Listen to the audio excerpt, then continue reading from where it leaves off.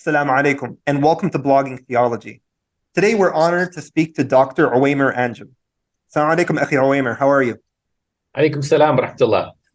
Honored to be here. Thank you for being here.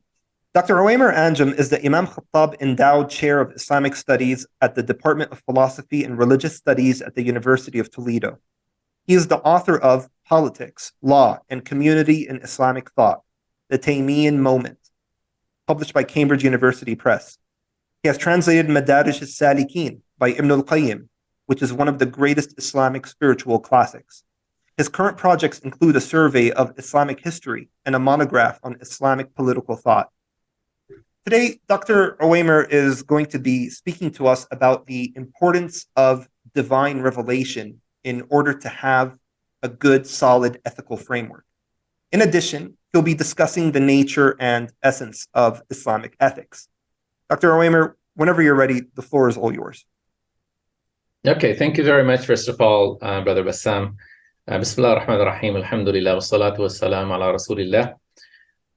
Today I'll be presenting from a couple of articles that I have published at the Yaqeen Institute for Islamic Research. One is called Why Ethics Needs Islam, and the other one is Prophetic Ethics. So we'll be focusing, inshallah, today on the content of mostly the first article, although toward the end, I'll make reference to the second one as well. The purpose of this article is to address often questions that are asked by Muslims and non-Muslims, which is, do you need religion to be a good person? Do you need Islam to be a good person? Do you need God to be a good person? These are, in fact, three different questions that we're going to talk about. Often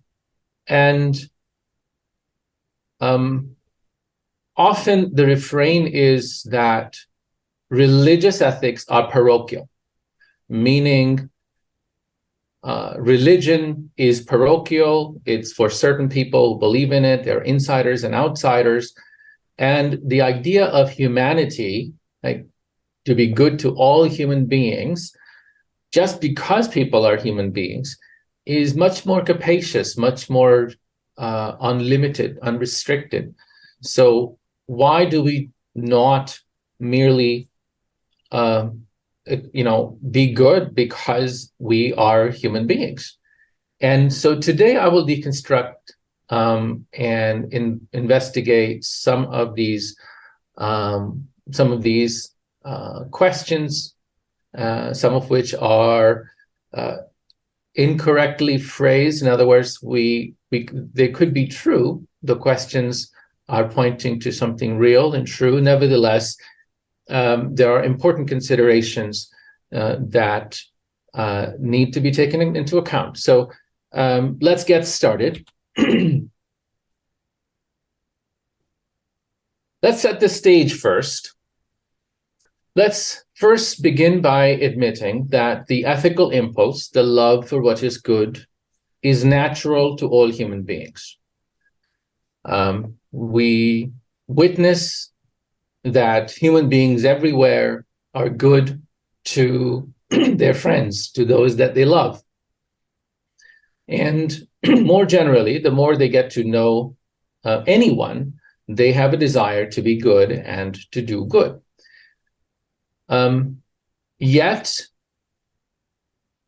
as I will argue, based both on revelation, that is the Islamic revelation given to the final prophet of God, Muhammad sallallahu alaihi wasallam, as well as reason, using simply empirical arguments and drawing on non-Muslim, secular, as well as Christian and other thinkers, that we need guidance, we need revelation to guide and perfect that ethical impulse.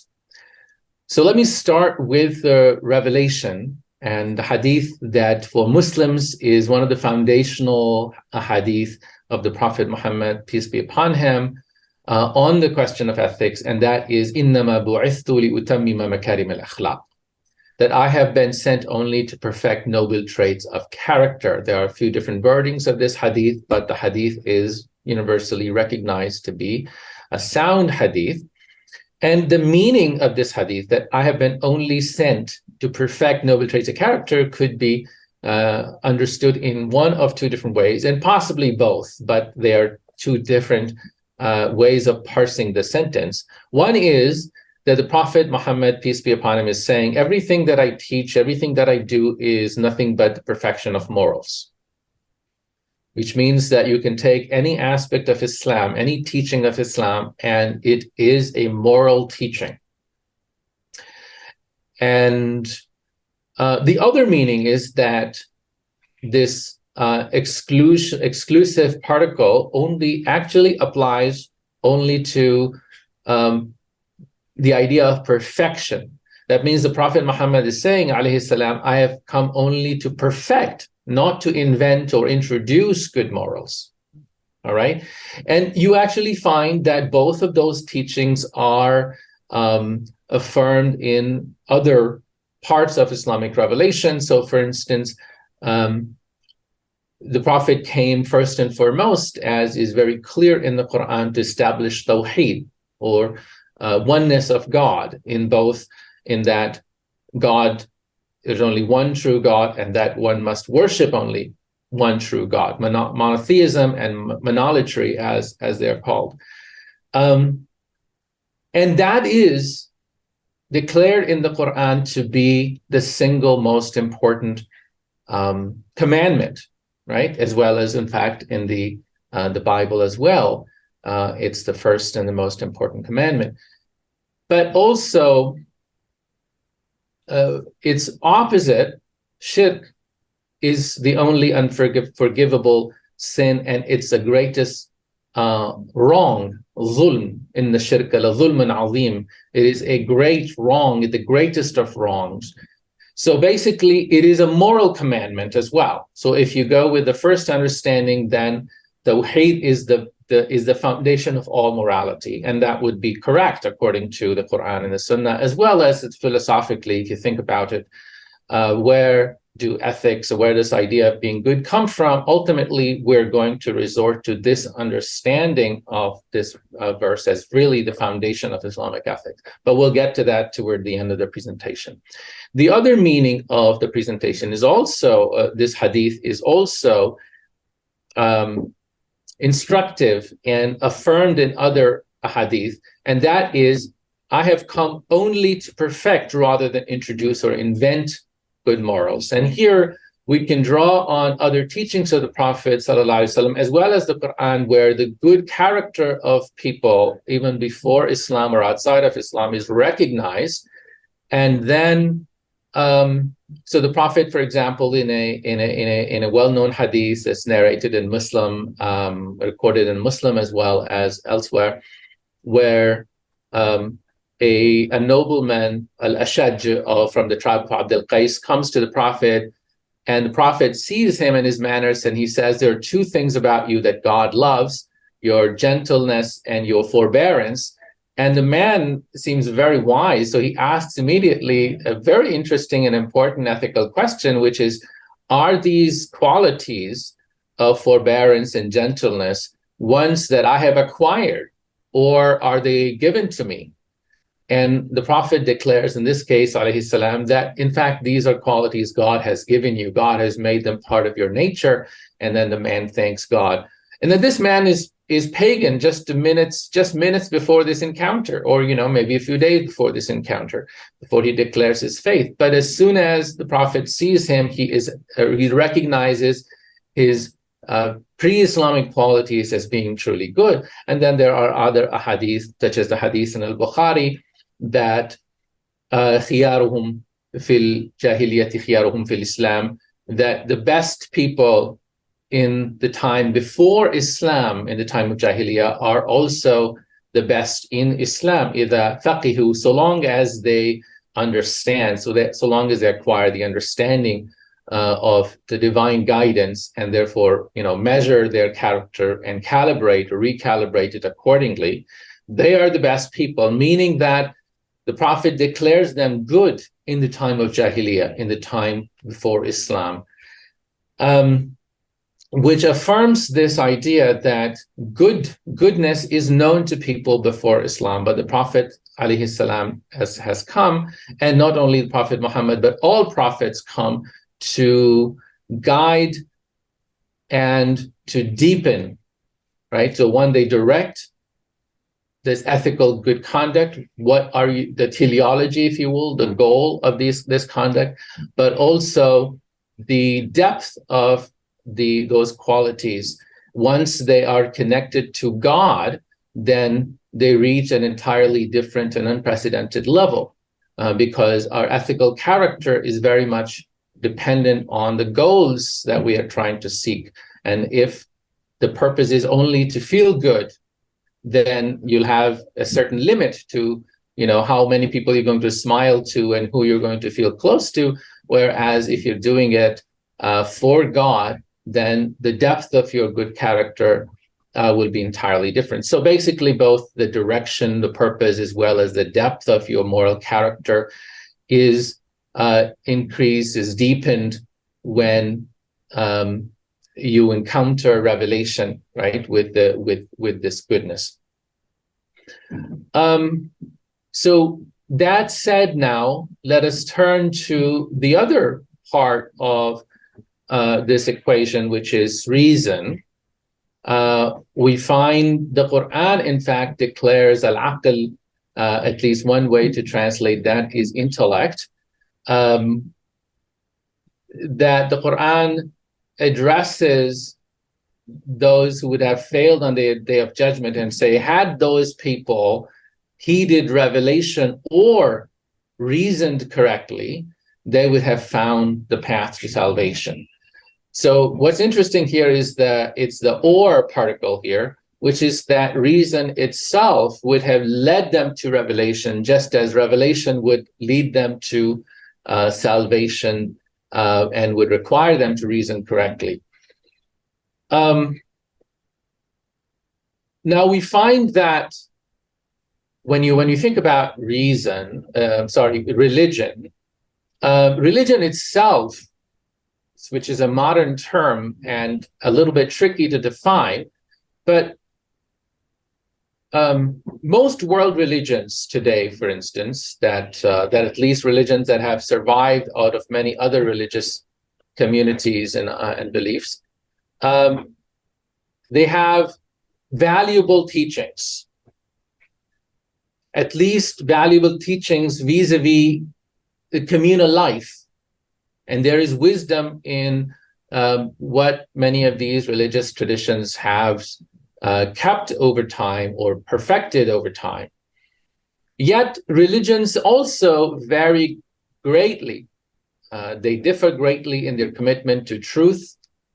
Some religions have no interest in propositional truth or rational truth, for instance. This idea of reason, some religions are, for instance, are not invested in showing the logical, logical coherence. Fairness and justice, similarly, you may have religions where inequality and difference are central to the religious system itself. Charity, so charity within the community is almost found everywhere, but charity to outsiders may not be part of religion. So in other words, religions could differ in their ethical commitment. But also, another thing that makes us realize the importance of good reasoning is that even religions, regardless of their truth value, in the truest of cases, religions struggle with extremism. This is something that we find the Prophet Muhammad alayhi salam warned people in his own community. And then also there are afflictions. Your body could be perfectly healthy, but you will have diseases. And your diseases could be pertaining to the disease or afflictions of the will, meaning whether you do the right thing after receiving guidance, right? That always remains a problem. Whether you are overwhelmed by desire or weak will,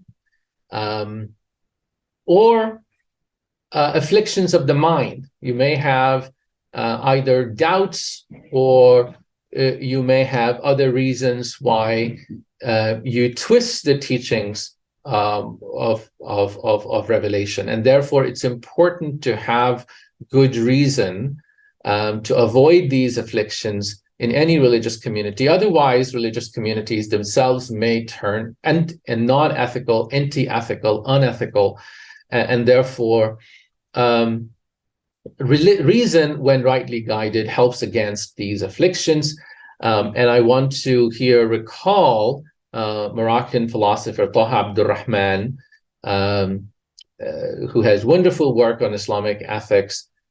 He defines three levels, or three, if you will, planes of reasoning.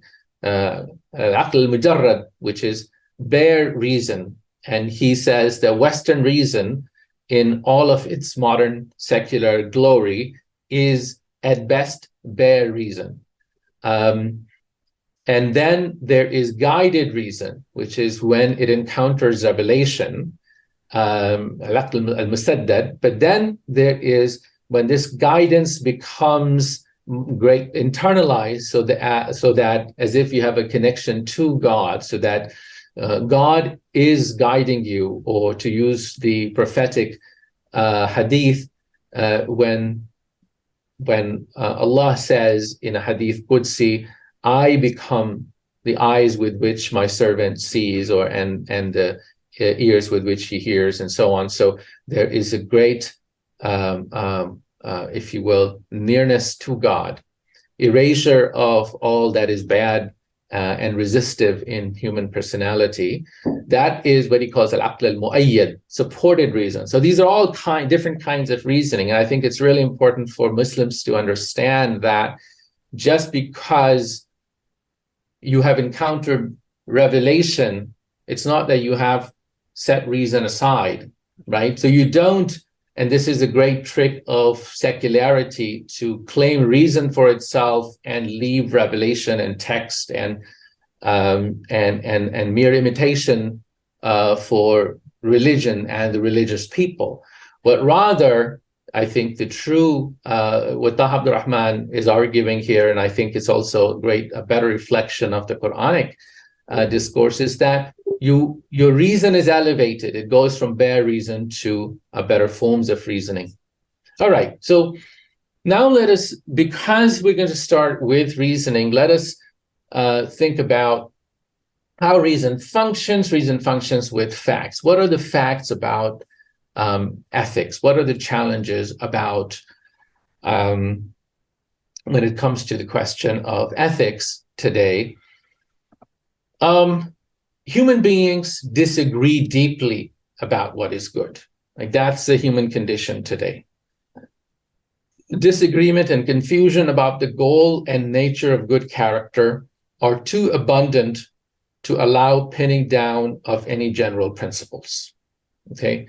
Now you might say, what about murder? You could say murder is wrong, right? But you might then, somebody might turn around and say, well, one person's murder could be the other person's just war. You find that, anything that you define as really bad, so killing, torturing babies, for instance, most people will consider that horrible. But as soon as human beings begin to argue about why this is bad, they often disagree, and which is not to say that we cannot all agree that genocide is bad, that killing of innocent people is bad, but that we all tend to find exceptions in order to justify some other good that we have come up with. So you might talk about, for instance, the collateral damage, because you have some other great good in mind. You may end up killing some babies, and you may say, well, innocent babies died. We bombed Iraq. got rid of one great evil. Madeleine Albright, Secretary of State in the United States, 1997, I believe, in this interview, she said 500,000 Iraqi children killed was worth the policy, and nobody really even knew what the policy was for. Nevertheless, this was seen by the civilized democratic people in the world as quite justifiable. And then the following year, she was elected to the US Senate with no vote against her. So basically, this was seen by, unless we all consider Americans to be entirely the most unethical people to live on the face of the earth, we will have to agree that, well, people somehow were able to overcome and forgive this kind of the statement that 500,000 Muslim Iraqi children were, par for the course. Also, people, best of moral philosophers have endorsed horrible things. And one of my favorite philosophers, somebody I have great respect for, Plato, who I argue often to my students was very close to Fitra in many respects. He, in famous book, The Republic, which is really the most important book in Western political philosophy,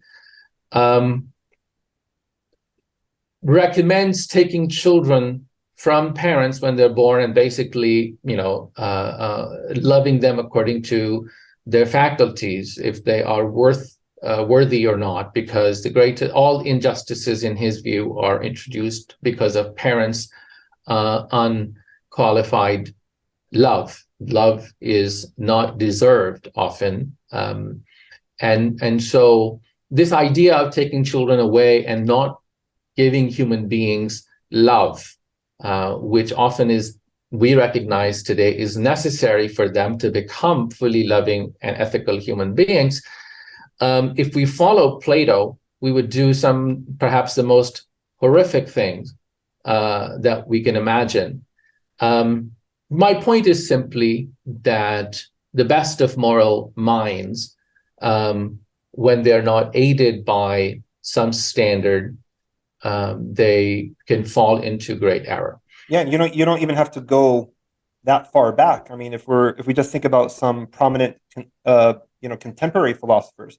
I mean, Michael Tooley did pass away maybe like 8 years ago, but Michael Tooley and Peter Singer, who's alive today, they do not see anything inherently evil about infanticide if done within the first few immediate days post-birth, because for them, the value of human life commences once the human being, attains personhood and attains a state of consciousness and whatnot. I mean, one could read about Peter Singer's reasoning in that regard, and there were actually a couple of two, I think, Italian philosophers. They also wrote an article. They published it in a peer-reviewed journal, advocating for this position as well. And they were actually physically threatened for publishing that article, but the academy came to their defense and said,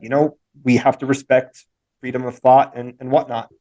Right. So we don't even have to go that far back. We have academics today and prominent philosophers who are publishing in peer-reviewed journals and have respected positions in the academy, also advocating some of these horrific things. I wouldn't say that they're endorsing infanticide, but they're certainly not taking a hardline stance against it like any other normal human being would.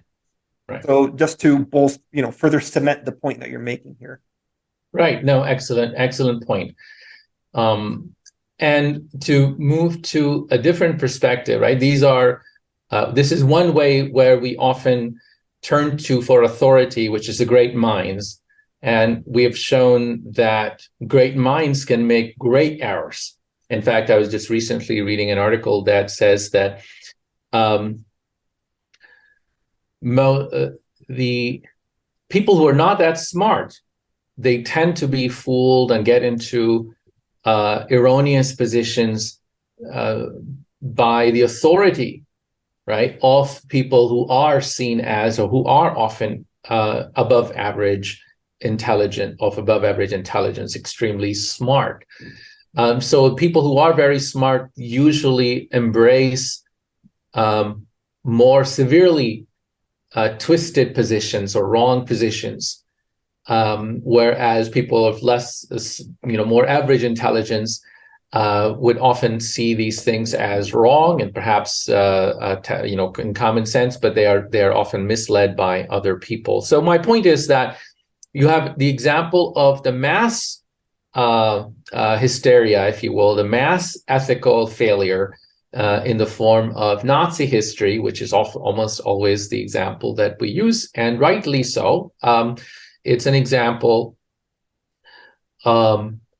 that shows that a modern nation state which was at the time Germany, Weimar Germany, was in fact the most advanced nation state, almost best in its science, and technologically most advanced, a society full of artists and philosophy.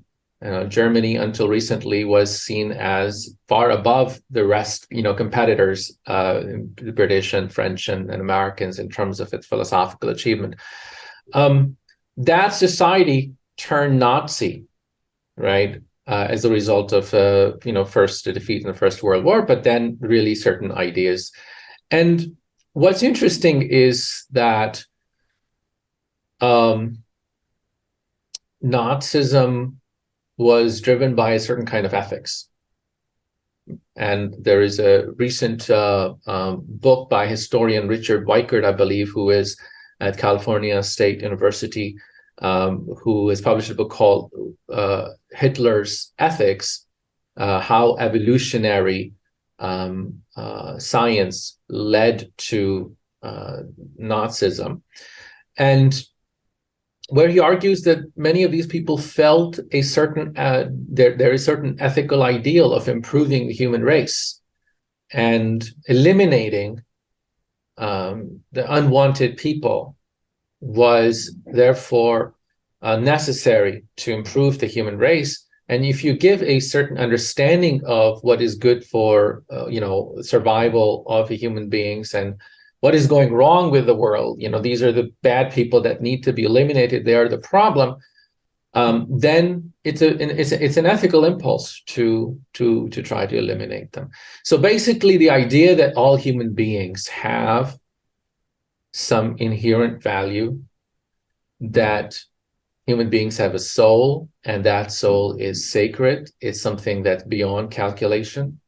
That idea is not at all empirically attested, and it's not something that modern philosophers can find any basis for. It comes from only one source, and that is the Abrahamic tradition.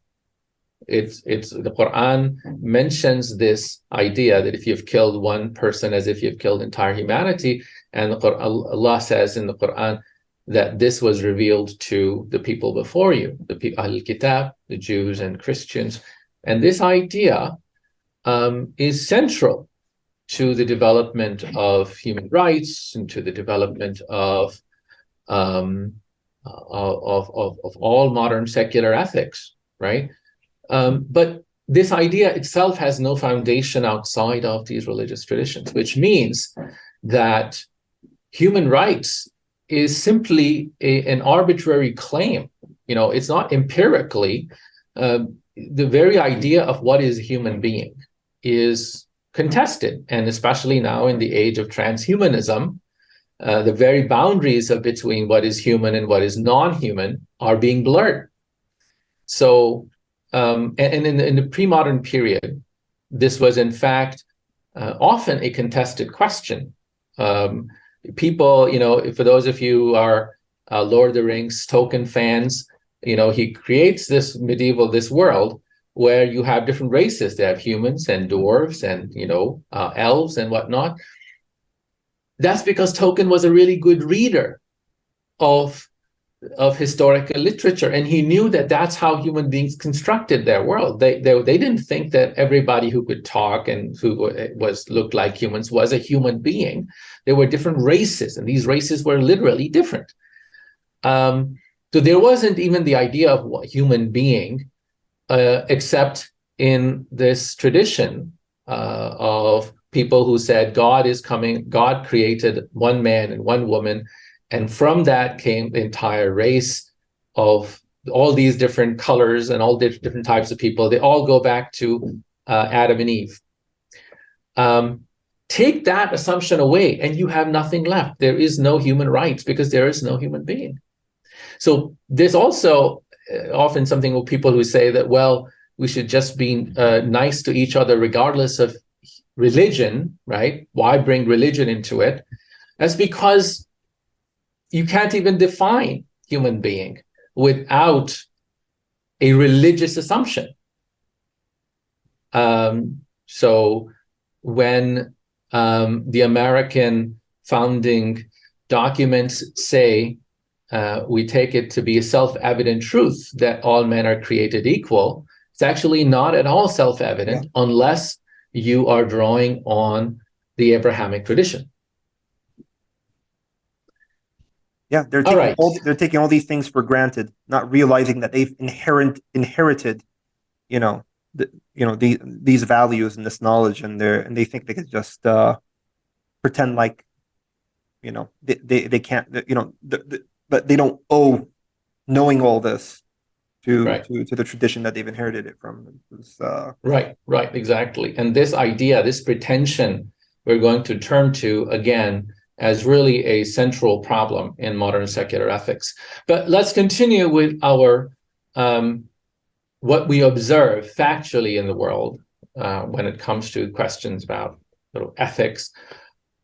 The secular age is not doing so well. And of course, secular age is the phrase I draw from, I take from Charles Taylor, a Catholic liberal philosopher, very important Canadian politician as well, who in his book, A Secular Age, describes how the humanity has changed and how the world today is defined as a secular age. I would say that it's really mostly the global north, Europe and North America, but because of the hegemony of this region over the rest of the world in the last 2 to 3 centuries, that whatever happens in these societies is considered then and projected to, sometimes forcibly brought to the rest of the world. And therefore, whatever happens here, whether it's a good reflection of reality or not, we all have to take it seriously. So this secular age is not doing well, notwithstanding scientific and technological progress, which is significant and certainly worthy of admiration and even emulation. But and modern institutions are in many ways unsurpassed in the bodies of knowledge they have produced and the ways in which they have improved lives of at least some people. We also see great and increasing economic inequality in the world, and this isn't merely a branch problem, but rather, given the current system, it is not only getting worse, but is projected to get only worse. The current institutions are designed to make the rich richer, poor poorer. Similarly, political dead ends. So we have political dead ends, not merely that we are having, bad politicians are coming to power, but that the very mechanisms, where very institutions that modernity is based on, is immune to, those institutions are immune to reform and correction and ethical redirection. And then there is widespread psychological nihilism, where people feel loss of meaning, And skyrocketing suicides and depression are just some of the symptoms of deeper malaise of humanity. And then there are social failures. The human beings, the institutions that human beings could take for granted, at least in civilized societies for thousands of years, the institution of family and community, and ethics of value for the ethics of altruism. Greed is bad, sharing is good. Institutions that are extractive, like usurious institutions, usury interest, riba is bad. Those are all assumptions, ethical assumptions that were taken for granted for literally thousands of years. Anthropologist and economist David Graeber, who passed away a couple of years ago, wrote a book called Debt, 5,000 years of history of this idea of debt, where he shows how usury or interest were seen in all human cultures, including Judaism, Christianity, but also all other cultures, as some of the great fundamental evils. That has now, in the age of capitalism, those evils have become virtues. So, and as a result of that and other ethical failures, we are seeing that human relations, basic human relations and basic human institutions, social institutions, are breaking down.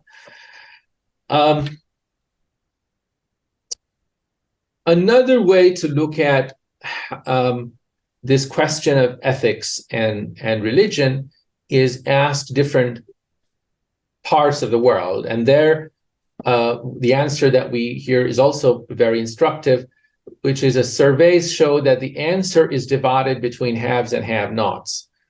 And I provide a link to that in my Yaqeen article to that survey, that if you ask peoples in the global north, they would say religion is not necessary for us to be good, whereas the rest of the world, the have-nots, believe that it is necessary to be good.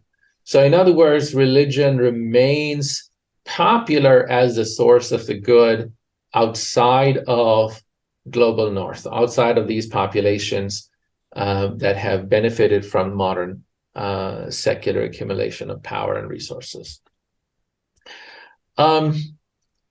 Yet another perspective, does science have an opinion? Now, of course, science is method. Sorry, Dr. Ovamir. I think when it comes to, usually when I watch a lot of debates regarding, between theists and atheists, especially when it touches upon the argument for morality and what it means to be good. Do you have to be religious to be a good person? And I feel that when this question is asked, many people have different things in mind. So when you ask someone, do you need religion to be good? He may be thinking that, oh, okay, do I really need to practice? Do I really need to formally ascribe to a religion in order for me to not cheat, in order for me to not murder, in order for me to not steal? And if they're thinking that way, a lot of people would answer, no, it's not important for me. And I would tend to agree. I would not necessarily say that if you do not subscribe to a religion, that you're going to go ahead and start killing people and start, cheating on your spouse or doing all these horrific things. But if the question is framed maybe a bit more clearly in the sense that, do you need a sort of, religious basis or godly basis in order to justify your moral values that you hold dearly, then I think the question becomes a bit more clearer. And I think that will force people to, contemplate it a bit more carefully, because sometimes the way these questions are being asked, I see it all the time in these debates. And usually theistic philosophers always have to clarify that when they say God is necessary for objective moral values, that they're not trying to say that if you're an atheist, you're just going to go ahead and start killing people and being an extremely evil person doing all these horrific things. That's not what the argument is. It's not what we're trying to say. So sometimes when we look Right. at these, when we're looking at these surveys, and it would be important to look at the questionnaire, consider how the question is being asked, and take into consideration that it could possibly be interpreted in different ways among people. You know, it's just something. Yeah, that's a great intervention. I provide the link, and I encourage people to take a look at it. But I think that what people are talking about here, in very commonsensical sense, is why are you good? If you don't believe in God, historically, people who did not believe in God were also people who did not believe in good or evil. In fact, what's interesting is that one of the revolutions that takes place, intellectual revolutions that takes place in the middle of the 19th century, with the rise of atheism, and then that's especially picked up by certain philosophers in Europe, in Britain in particular, who actually take this atheistic movement, which is greatly reinforced by and mainstreamed by Darwinism, the rise of Darwinism in the middle of the 19th century.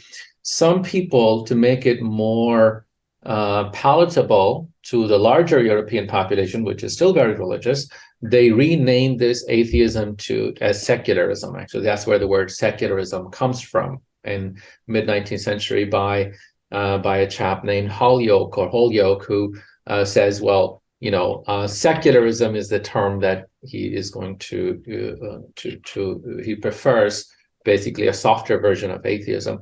But one of the transformations that is taking place is that they are arguing that you can be good without believing in God. In other words, this was a revolutionary idea because people everywhere believed, and ordinary people continue to believe in many ways, that in order to be good, you need God. In fact, John Locke, in his famous letter concerning toleration, excludes atheists from his polity because he doesn't think that it's possible for atheists to believe in good and become good citizens. So this is a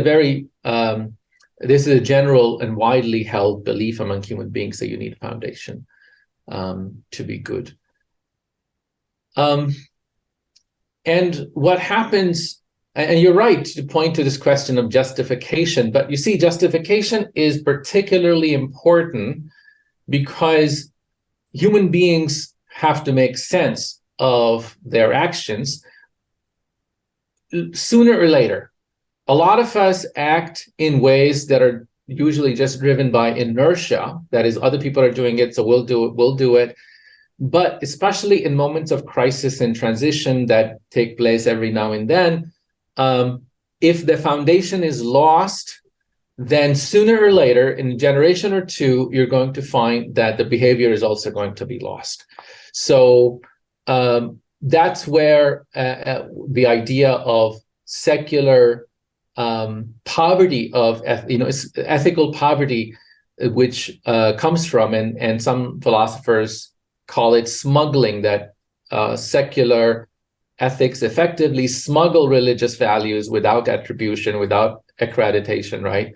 Without and what ends up happening is that these values then become inexplicable, and they can be either dismissed or understood as religious fundamentals or secular fundamentals like human rights in themselves. But if somebody asks, what is the foundation, scientific or rational foundation for those, you don't have an answer. It's just there. And that ends up happening, that ends up leading to a desiccation and impoverishment of ethical understanding. And ethics then just become ethics of the powerful against the weak. And then it's impossible in times of crisis and transformation and conflict to uphold ethics. And we're going to get to that critique that a number of philosophers have already made. So let me get to another perspective before I ask that question in a more systematic way. Does science have an opinion? And the short answer is that the best science can say is show data of the effect of modern forms of life. And today's ecological crisis is an irrefutable argument, in my view, irrefutable judgment against modern hegemonic ethics of capitalism, secularism, and liberalism that lead to modern forms of lifestyle since at least the middle of the 19th century. That is for a little over a century and a half. So this is a simple empirical document. Sorry, go ahead. So just to be clear, when you say when you're asking the question, does science have an opinion? You mean, does it have an opinion about ethics, right? Yes. And does science have an opinion on whether modern secular ethics are doing well? Yeah. I mean, I would answer no to that question simply because science is amoral. It's amoral. I don't think it can, contribute to this discipline. It's like using a thermometer to measure distance. It's just the wrong tool. It's just the wrong tool. Right. So you were right, strictly speaking, but most scientists today, in fact, according to the surveys, 97% of the scientists will say that global warming is real, and are also will show extreme concern that the practices that human beings are engaging in are leading to this destruction. And when does this start? They will all say, well, it goes to the Industrial Revolution, and really the acceleration of capitalism starting in 1870s. That's when all the markers, the hockey stick, if you will, of carbon emissions, as well as species extinction, deforestation, all of these things that we see as a fundamental transformation of the living habitat takes place in this period as a result of these activities. And therefore, most scientists, in fact, and people who believe in this science, which is the vast majority of at least science people, have an opinion, right? So it's not literally whether science gives you an answer to this, because effectively, if you decide to eliminate all life on human beings, science has an opinion on that. But do people who do science and at least are invested in survival of human species, do they have an opinion? And the answer then is yes. Between 1890 and 1990s, world's energy consumption has risen 16 times. By the way, 1890s is already 20 years after the great capitalist revolution had started. So the world wasn't as impoverished than it had been a century before that. Nevertheless, world's energy consumption has been going up 16 times, carbon dioxide emissions 17 times, and that number has, because it's exponentially going up, so it's much greater now. Fishing 35 times, water use 9 times, and the numbers again are all higher today. But in this period, the world population rose only 4 times. So this is, and world population increase actually is tapering. But the what's interesting is that if the reason for these numbers were merely increase in population, you would not explain the factor of 16 plus, 17 plus, 35 plus. Yeah. Per capita, so what's happening is sorry, go ahead. Sorry. I spoke to. So I was going to say per capita consumption is clearly going up. Right. Yeah. So per capita consumption is much higher. But not only that, if you take into account the great economic inequality, then in fact, for some people, water consumption is up 100 times. And for other people, it's perhaps even down compared to what you had before. Yeah. So this idea that the reason for the ecological apocalypse, I mean, literally for the secular people, it's as close to apocalypse as you can get today, is the life is ending as we know it, is caused by people inhabiting the global north, by a small percentage of population, maybe 15, 20%. And 5%, Americans form 5% of world's population and consume 35% of world's energy and many other resources. The famous number that ecological or environmental activists normally mention. But basically, if people around the world started to live like people in the global north, then you would only 20% of people will be able to live on this earth. 80% of the people will have to either be killed or will need 4 other planets, which means that the lifestyle is unsustainable, right? That's what science can tell us. Now, is that ethical? You can ask people whether it's ethical. Usually, a scientist, a teacher that I know who is invested in this, brings his class.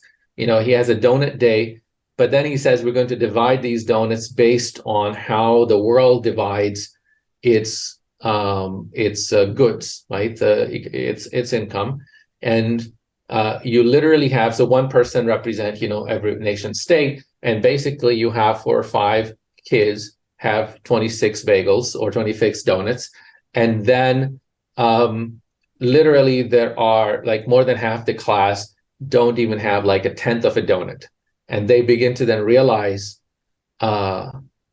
what this with the inequality that the world lives with. So this means that it is not world population that is causing the ecological crisis. It is modern secular lifestyle. Exactly. All these population control advocates really need to grapple with these problems first before trying to ask people to give up some of their most intimate rights, reproductive rights, to breed more children. Yes, so that's often a it's a very politicized issue. The Catholic Church doesn't want to touch these things, and basically environmental activists often are passionate about this because often they tend to be anti-religious. But there are people who are more sensible who realize this problem as well. But anyway, the point is that this is where with modern secular modernity, and that everybody wants to emulate. And not only that, but really people make wars based on how many people are emulating our lifestyle or not. You basically are using bombs to impose a lifestyle that is impossible for people to emulate, and unless there is war and other things. And of course there are other ecological ethics lead to some deep dilemmas. For instance, as a result of rising sea level because of global warming, it is projected in the next less than 5 decades from now, nearly 1 billion people will find their homes underwater. And most of those are, in fact, in poor countries. In fact, most of those are in Muslim countries. So whether it's Egypt or Karachi or Cairo or Indonesia, Bangladesh, the number of these cities that are going down is staggering. And there is a projected estimate of 800 million people or 1 billion people that will be underwater because of the activities of people who are living relatively far away from these consequences, and they are singularly responsible for all the benefits and all the power that modern industry has produced. People in the global north. So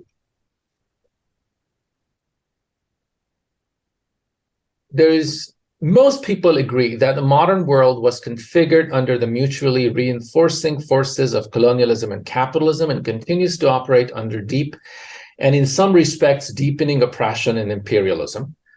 There is a great need to return to good. Yet after forgetting God, it seems farther and farther from humanity's reach.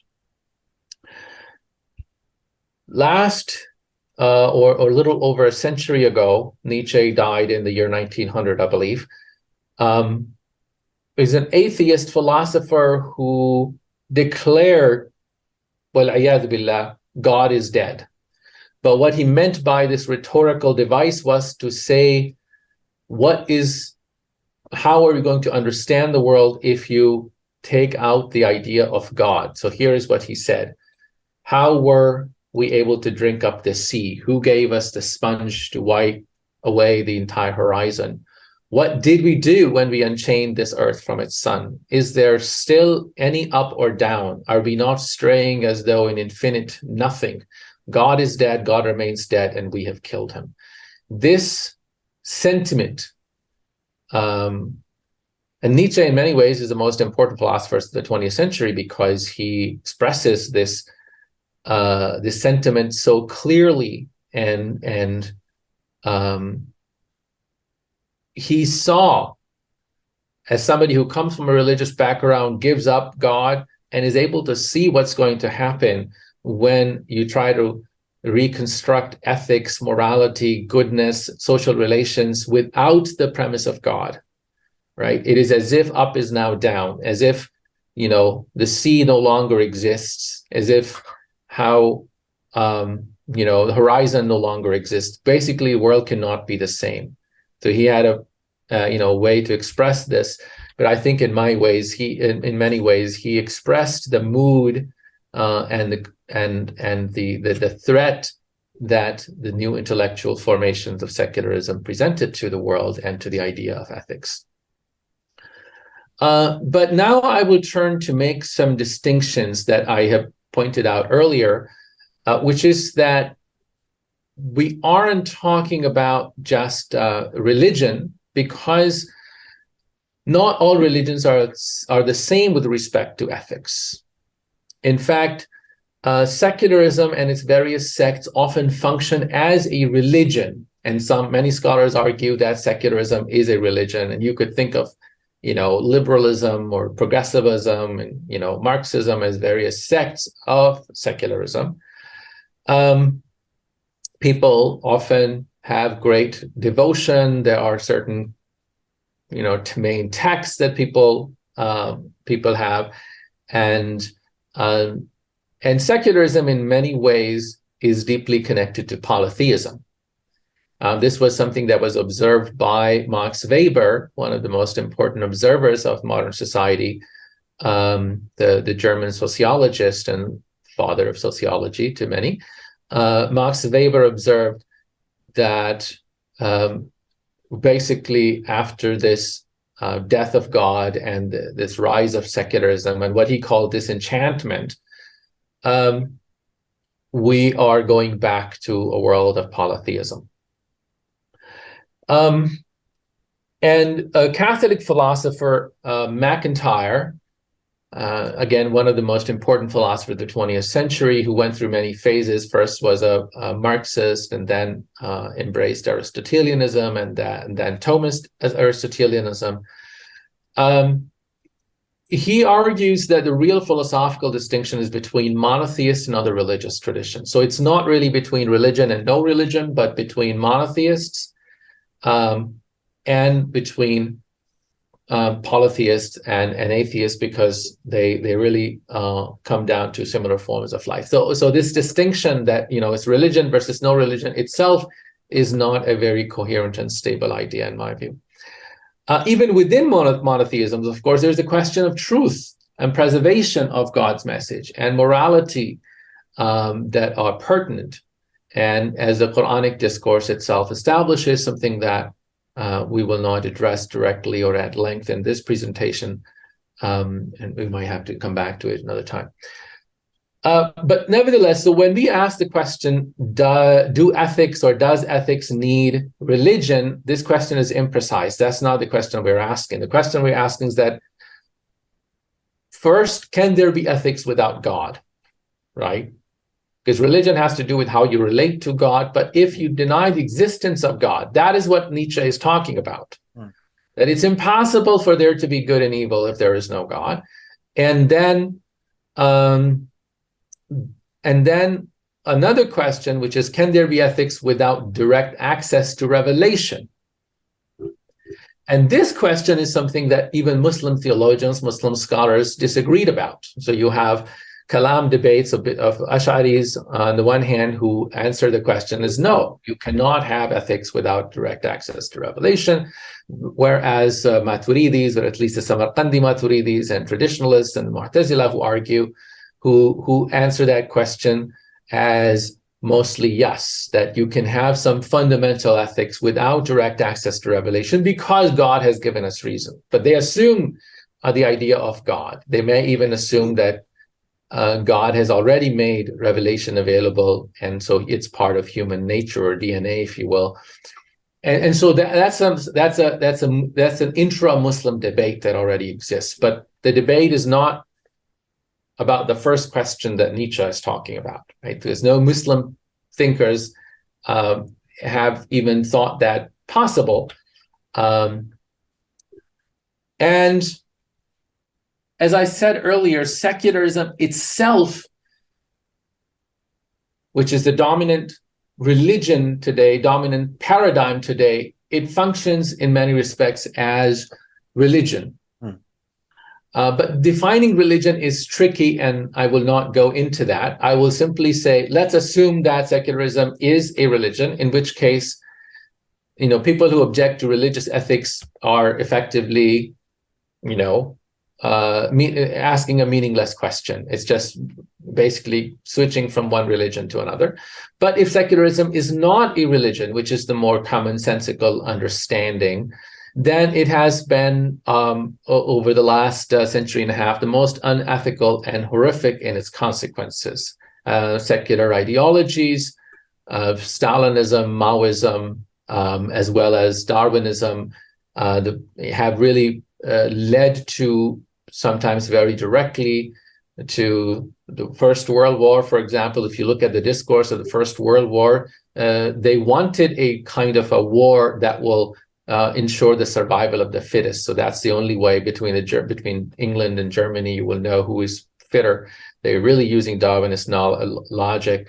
And the amount of death and mayhem that's created in the 20th century is simply unprecedented. In fact, just the number of people killed in the First World War is greater than if you look at all the wars in human history that are recorded. You add up all the numbers on all sides, the number of all the wars in human history is less than the number of people killed in those 4 years in the First World War.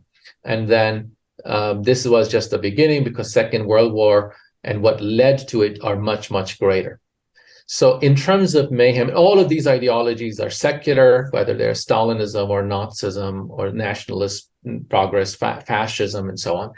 So either way you cut it, secularism doesn't look good. And on the question of secularism and sure, whether it functions like a religion, I actually want to read out this very interesting quote from Dostoevsky. He said in his book, The Adolescent, to live without God is nothing but torment. And it turns out that what gives light is the very thing we curse, and we don't know it ourselves. It's impossible for a man to exist without bowing down. Such a man couldn't bear himself, and no man could. If he rejects God, he'll bow down to an idol, a wooden one, or a golden one, or a mental one. They're all idolaters, not godless. That's how they ought to be called. And what I like about this quote is that he's basically trying to say, and you got me thinking, trying to compare secularism to religions, that, all right, you might explicitly deny that there is this transcendent being separate from the universe called God, but at the same time, as you're trying to build your ethical framework, you're still ultimately submitting to something else. And you're ultimately, and from the Islamic framework, we have this idea of, people taking their own desires as gods. And when we're looking at, as you're asking this question, can secularism be treated as some sort of religion? For me, I believe that it is, because it's substituting, it's trying to find a replacement for God, and it's submitting ultimately in a religious sense to some other ideal, and they abide by those ideals and those principles almost as religiously, quote unquote, as we would abide by our own principles. So, Right, right. but again, I do agree that defining the word religion itself may be a bit tricky, and we would have to come to agree on that. But secularists who abide by their own human rights and their secular ethics, they're really ultimately not that different when it comes to passionately submitting to principles and ideals.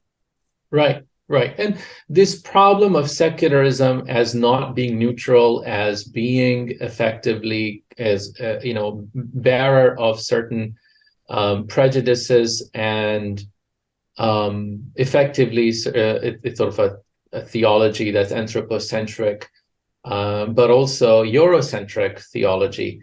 It's a widely recognized issue. You find many historians, political theorist William Connolly, I believe, who is a avowed atheist, has a book called "Why I Am Not a Secularist," because he feels that the political secularism is not a neutral or even a good way to organize political life. And but more interesting to me, as you were talking, I mean, that quote was just right on. It is absolutely the case that secularism is connected to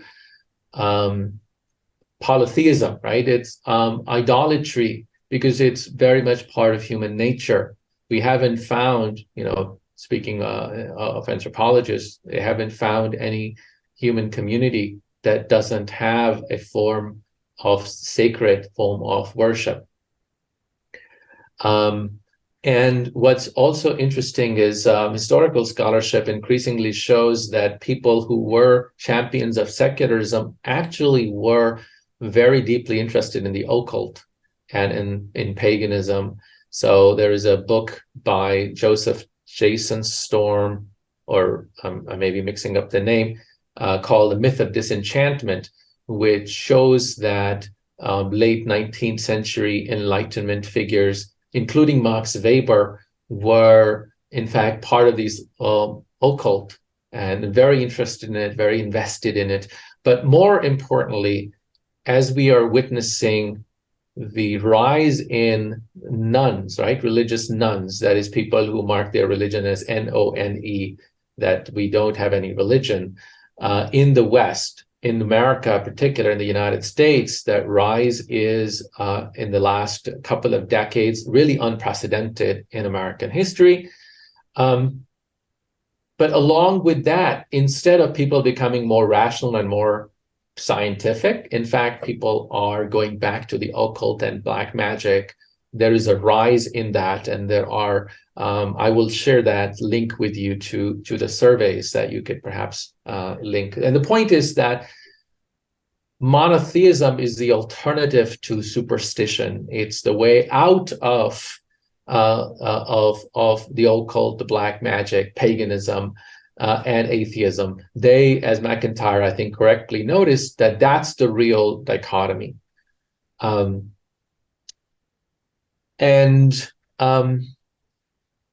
So to conclude, to ground what is truly good, we do not just need any idea of religion, because secularism could be billed as religion, or you could have religions that are so communalistic and self-absorbed that they have no sense of ethicality, ethical duty to all human beings. We need something more. We need revelation and right reason, both of which come from God, right? So not just reason, because reason is instrumental, but right reason. And right reason is a notion that monotheistic religions have used, widely. And so let me then get to the second part of my presentation, which is some critiques of secular ethics. These are not all the critiques. These are just some that I have mentioned earlier. I'm just going to sort of articulate them together here. People often say, to reiterate the question we have addressed earlier, do we not have secular ethical systems? Why do we need religion? And here, as I said earlier, we must differentiate between instrumental ethics versus what I call true ethics. So instrumental ethics are basically, the behaviors that human beings like: being kind, being nice, being smiling, being on time, doing your part of the job. These are all things that we recognize as part of ethical behavior. Being truthful to the extent that it is necessary for group dynamic. These are all ethical behaviors that people recognize generally. And you could have a band of thieves that will not function well unless there is some ethics among them, right? If they do have good ethics, they will be better at stealing and enjoying their loot. Similarly, greedy corporate executives, they are usually there because they have mastered certain ethics of presentation. Possibly they're hardworking, although in late modern capitalism, perhaps just because they happen to be in the right place, in the right families, the right time, regardless, they have absorbed certain ethics, and those ethics work for them. Hitler's armies were seen as the most disciplined armies. They had and Hitler's the entire movement was driven by a certain idea of purity, certain idea of evolutionary pride, that again could all be seen as forms of ethics or instrumental ethics. So they were perfect in instrumental ethics. And then you have, on the other hand, relief organizations that are trying to do really admirable things, but they could have bad ethics. And if they have bad ethics, then they will deserve they will deserve blame, that they squandered our money and so on. So basically, we all see the value of ethics, ethical conduct, instrumentality that is independent of the goals that you're trying to pursue. But why have these goals? Why have any goals? What to live for, right? That's the question of ethics that ultimately all of these endeavors come down to. So you could be part of a Nazi army and you could be really good at what you do, but is that a satisfying answer to the question of what is life? Now, secular systems with no reference to God or any ultimate reality cannot have a true good. Now, by the way, when I use the word God and ultimate reality, sometimes when people say you don't need God, and there's sometimes a confusion about what you mean by God, because the Abrahamic traditions, Judaism, Christianity, Islam, have an idea of a personal God with attributes. God who knows, cares, sends revelation, likes some things, dislikes other things. But there are Eastern religions that, in fact, have an idea that is very similar to God, but that God does not have attributes. But nevertheless, they have an idea of ultimate reality. And that's what philosophers use the word ultimism sometimes. Instead of theism, ultimism is a more broader category, because there is an idea of an ultimate reality. The dispute there is, if you will, in the language of Muslim usul, it's the differences on the question of sifat. They all agree on the existence of an ultimate reality, but if the sifa of personality exists, then that's God. But if that sifa does not exist, then that's ultimate reality. God is seen as some kind of a force or energy or some kind of existence. For Muslims, the idea is certainly that centrality of God. Now, secular systems they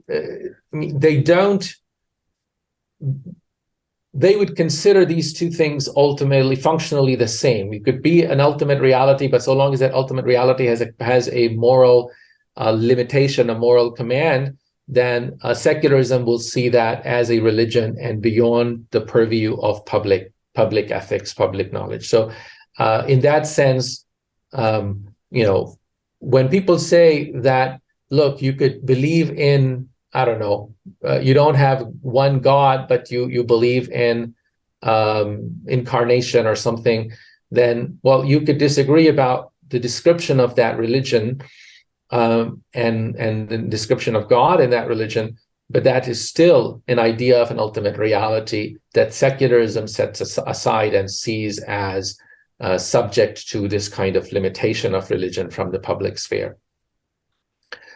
I was wondering if we could go back, Dr. Ovamir, because I really do like this distinction that you're drawing between instrumental ethics and true ethics.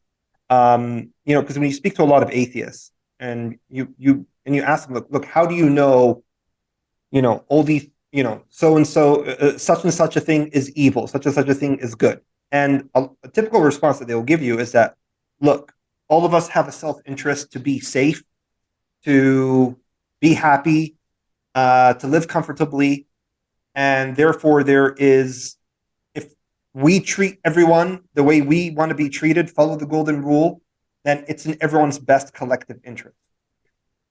But here that person is using what you have called here an instrumental ethics line of reasoning, or what is also known in the literature as prudential ethics, meaning you're not actually talking about morality now. Rather, you're talking about what is prudent in order for a certain goal to actualize. So you, as a human being, want to feel safe. You want stability. You want comfort.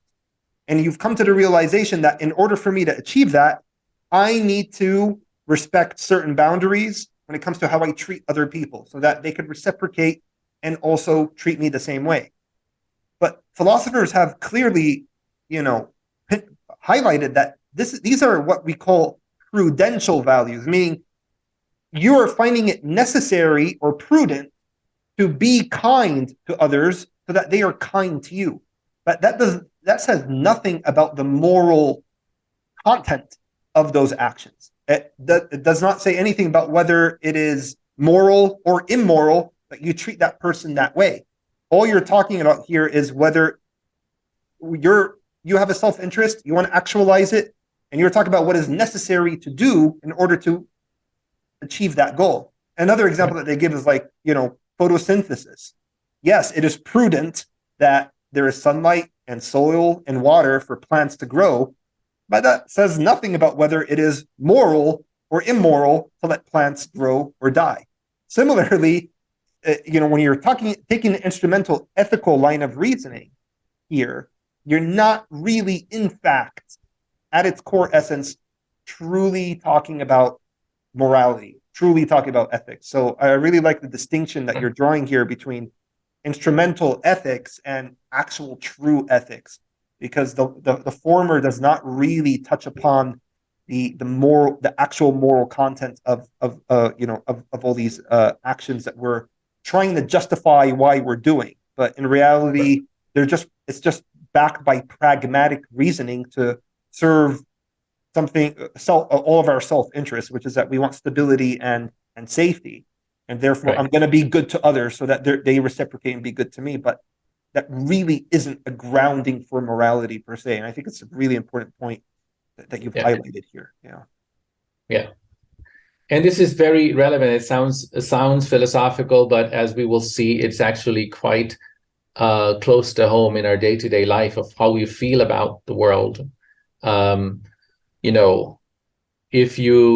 There are people who are driven by the instrumental desire to maximize good, but then there are always people who are driven by something deeper because they want really truly what is good.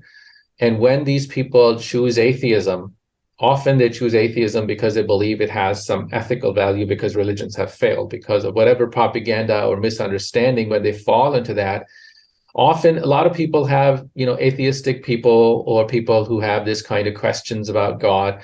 Well, they actually have sometimes good intention and ethical reasons, but then they end up with something that leads them really just cold and alone in the world, as one scientist or one philosopher said, that you basically are this accident on a speck of dust in this universe, what is the value of your life? And if you are just an accident in this cold and indifferent universe, then what you do and the good that you do, the person, whether you help that old woman cross the street or whether you give water to that cat or not, those are really meaningless. And if completely meaningless things, right? You don't have any personal feeling of doing something valuable, worthy, when you have constructed the world that way. So ultimately, you do turn to myth for some kind of mythology, some kind of idol for that, to fill that gap, to that coldness.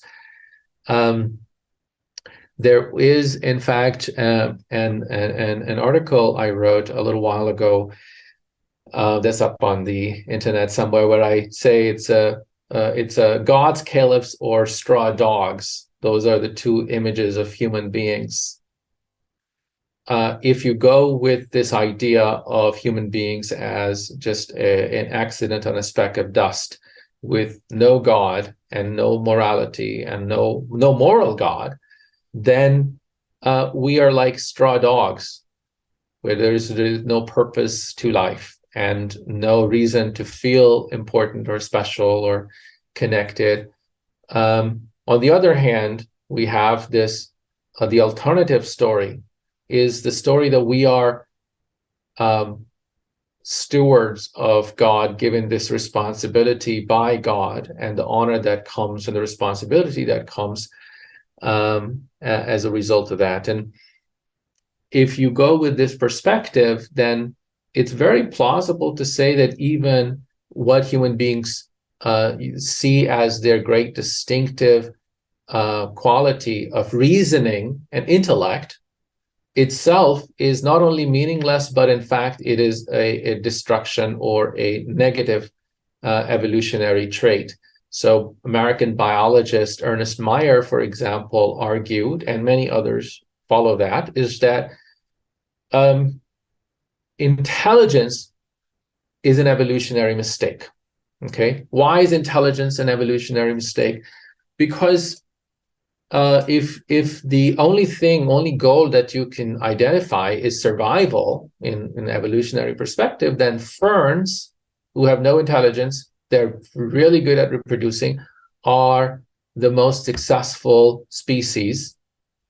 Bugs, bacteria, whereas the more intelligent you become in the animal kingdom, the more likely you are to become extinct. And human beings are not becoming extinct themselves only, but they in fact are causing a death of a large number of other species as well. So in that sense, it makes sense to say that very intelligence that we're using to reflect on the question of ethics, on the question of science and the world around us, and on the question of God, the very capacity is a mistake.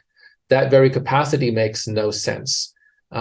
So to me, ultimately, humanity has these two choices: to accept the role of God's stewards on earth, God's servants who have this purpose, who come from God, go back to God, who is Ar-Rahman Ar-Rahim, most merciful, always merciful, or straw dogs who have no purpose, and the more they think about it, the more they are likely to become depressed and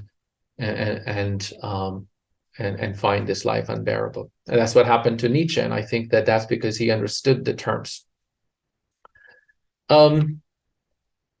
So, as I mentioned earlier, how does secular ethics operate? It operates by smuggling religious values. And for those who are looking for this argument in a more elaborate form, Stephen Smith, a philosopher, I believe an American lawyer, has a book called The Disenchantment of the Secular, where he argues that, if you look at questions such as human rights, and the way that these norms are upheld, they have really no foundation, but they are smuggled in without due credit from religious traditions. And this argument, and I mentioned that argument of human rights already, that, we talk about human rights as sort of a refrain against religion, a way to say, well, this is where religions are failing. But the very idea of human beings has no solid intellectual foundation. Similarly, the idea of that all men are created equal, there should be equality, well, there is no proof for that. There is no scientific proof. There is no rational proof that all human beings are equal in any way, right? They have different capacities, different capacity to do good. They have different mental capacities. They have different spiritual capacities. They come in different strengths. What makes all human beings special? Every leftist activist will repeat this endlessly, but it's not clear to them that they are simply repeating a religious mantra that has no foundation, no rational foundation. What you are using to bash religion and tradition and idea of God and authority is simply a product of and a gift of religion, of revelation from God. An experiment, a thought experiment that I often do with my students to make the point that that really I have elaborated on earlier, as Nietzsche's realization is: imagine that you have a mad scientist, or mad for us, a scientist, a brilliant scientist who has traveled to Mars with his small staff and wants to start new life, better life there, is thoroughly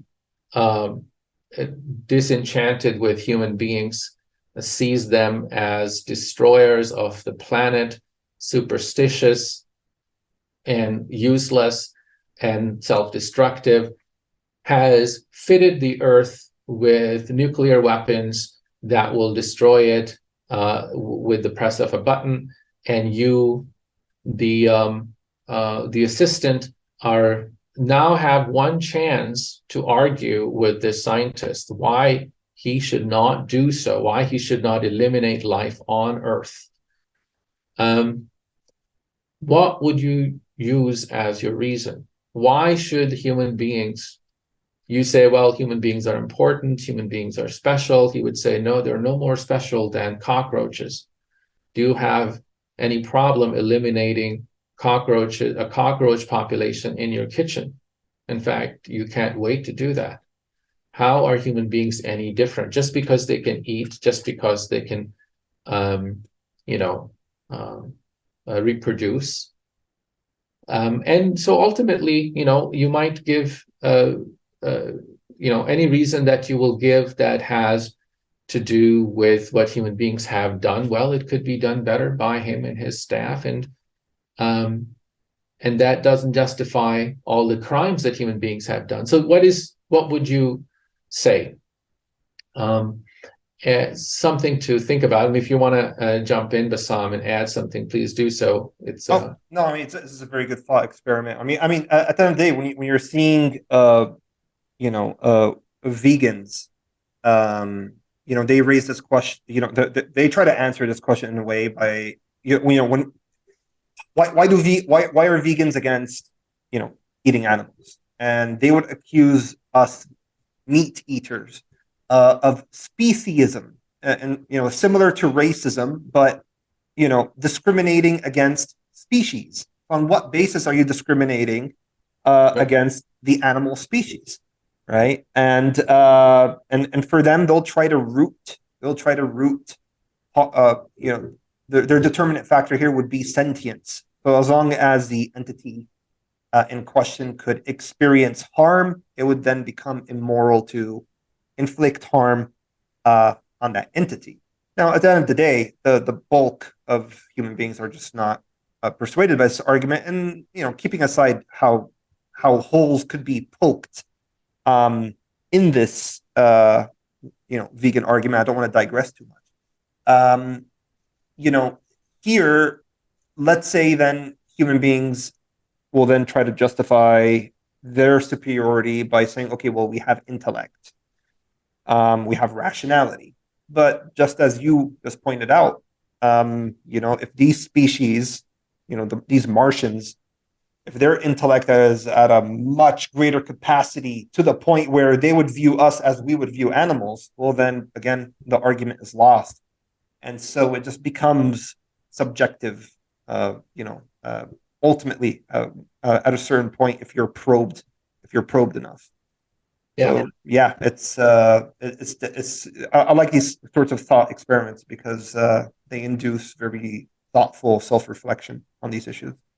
Yeah, and this works really well when you have a room full of people who, in fact, try to give answers. And I think that it's really fun because ultimately people always realize that without an external answer, an answer of somebody who has made human beings distinct and given them something sacred, something special, breathed something sacred into them and made killing them wrong, and somebody who will hold you accountable for that, it isn't possible to argue that human beings should not be eliminated altogether. And of course, there are people, environmentalists, who go a little far in their understanding of human destruction of the planet, who actually argue that killing a lot of people might be a good idea.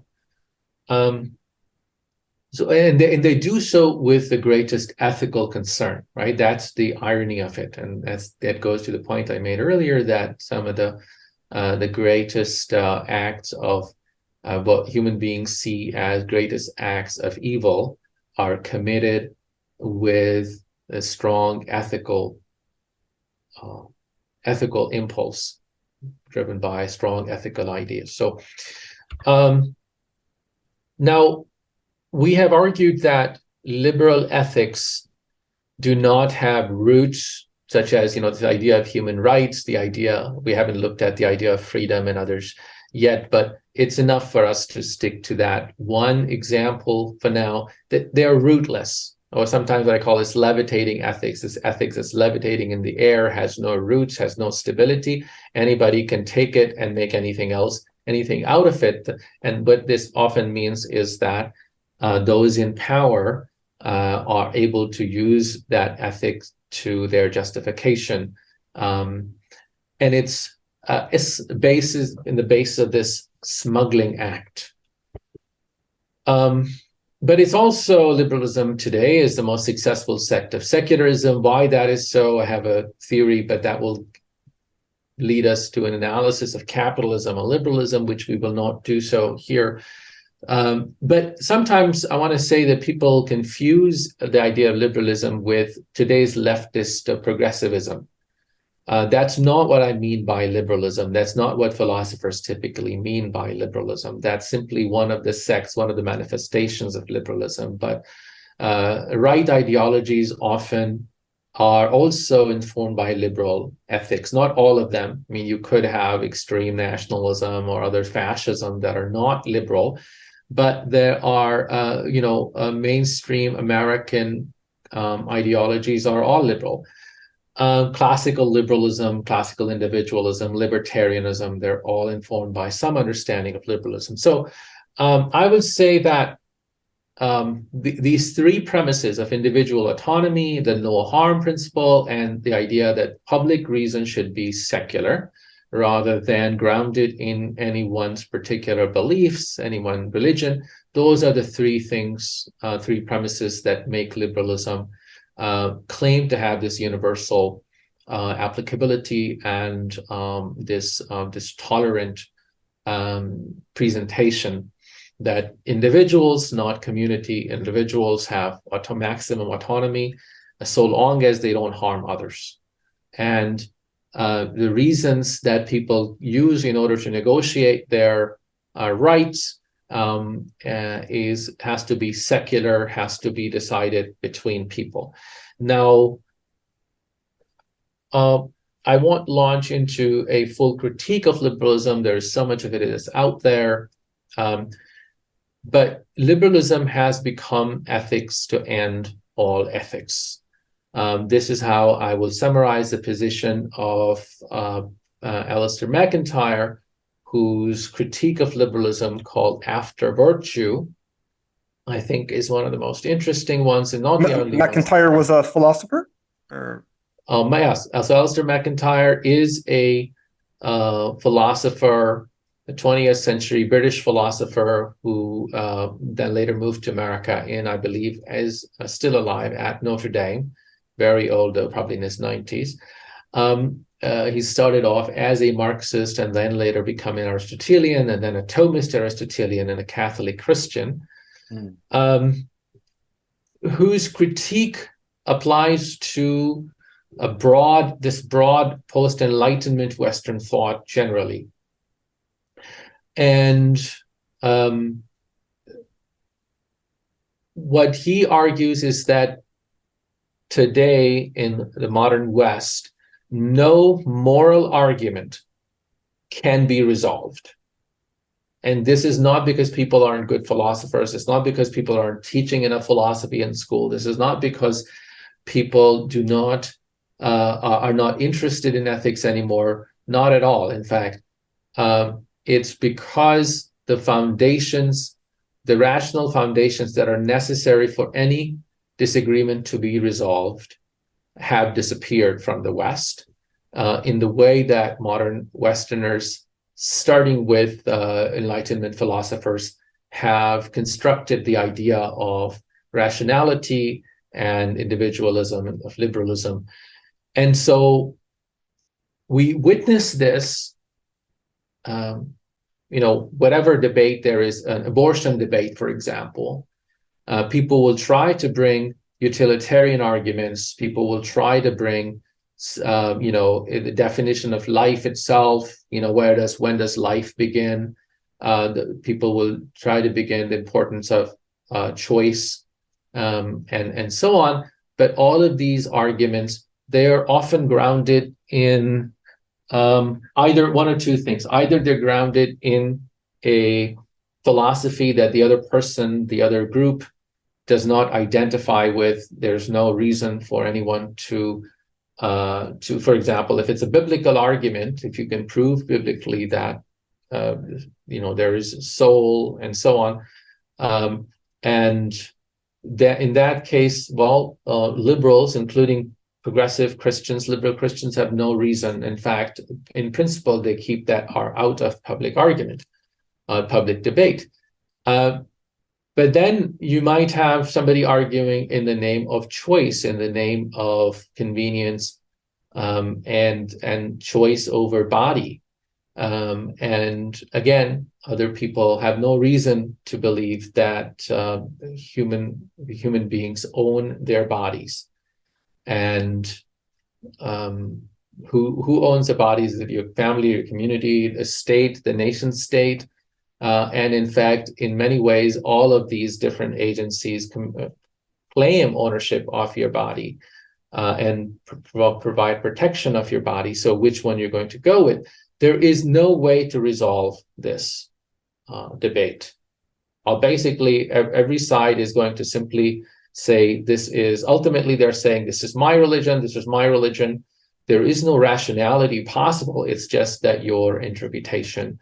So what ends up happening in real life is that people often go with one of two postures to resolve debates, not rationally, not ethically, not through argument, not by pointing to agreed upon goals and principles or teleologies, but rather either inertia. So conservatives are likely to say, we've been doing this, it's worked for us, we are the winners, look, we won this war, that war, we have this much wealth that we have accumulated, we are at the top of the world. To continue doing that, make America great again, you have to stick to what we were doing. Or you would say, no, in fact, we were horrible, we were terrible, we were racist, we committed genocide of Native Americans, we enslaved an entire people for so long, we have waged colonial wars, we have been at war for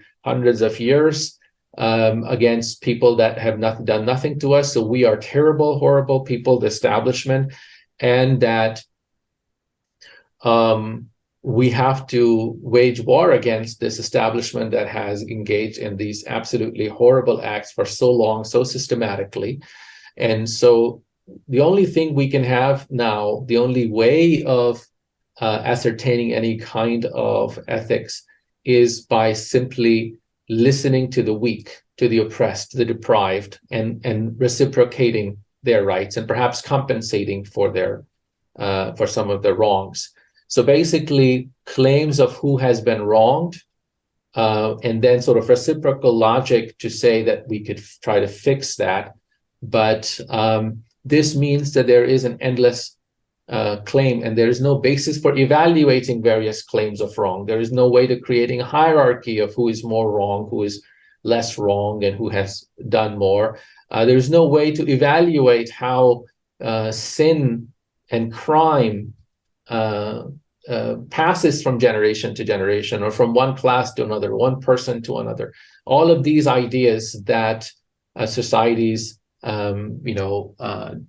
determined based on an elaborate philosophical, sometimes religious systems, all of those things are gone, and they're fundamentally hollowed out by liberalism, by the idea of individual autonomy. This idea, again, similarly, in all of these debates, if you look at the basic tenets of liberalism, individual autonomy and no harm, and secular public reason, none of them actually give any guidance. Because let's go with the most famous principle, the important principle, central principle is do no harm.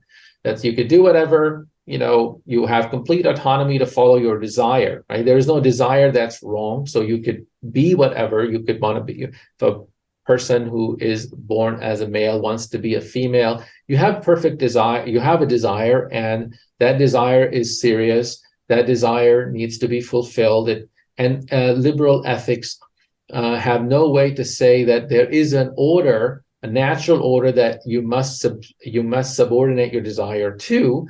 And so your desire is valid and legitimate, and so long as you're not doing anybody any harm, you have not only the you have the right and the privilege to express that desire, and then take another step and help other people who are expressing their desires, right?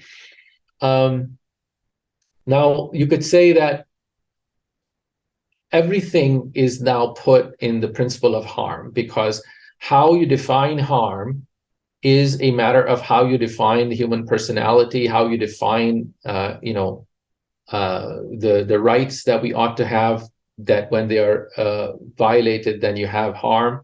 And then you bring in all the silent assumptions of a culture when you're defining harm. So one person say that you simply calling me by the wrong pronoun is a harm, and the other person will say, well, no, me in fact condemning you and your God and your prophet and your values, all of this is free speech, and that is not harm.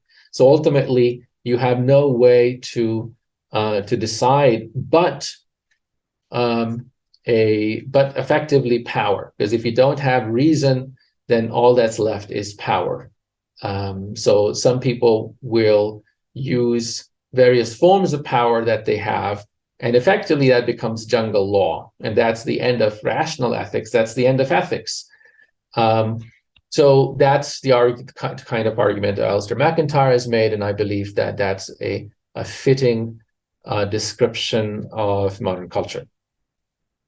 So I will end then with some final reflections on how we can find an Islamic alternative out of the malaise, the ethical malaise, the ethical nihilism in which the modern world finds itself.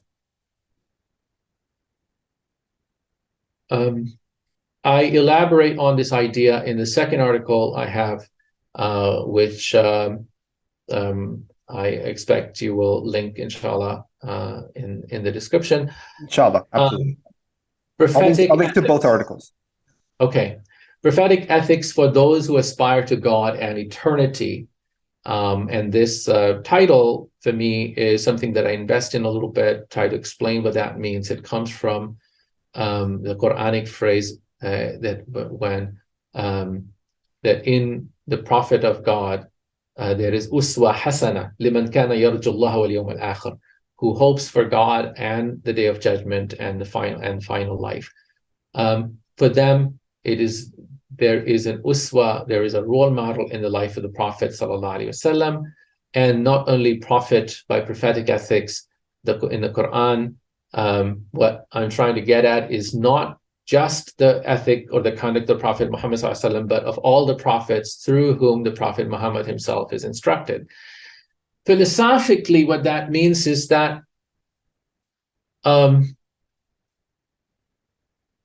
what is the foundation of ethics? Postmodern critique has leveled the field by showing the emptiness of Enlightenment reasoning that claimed that by getting rid of religion and past and superstition and bringing in reason and science, we're going to build life on an objective foundation.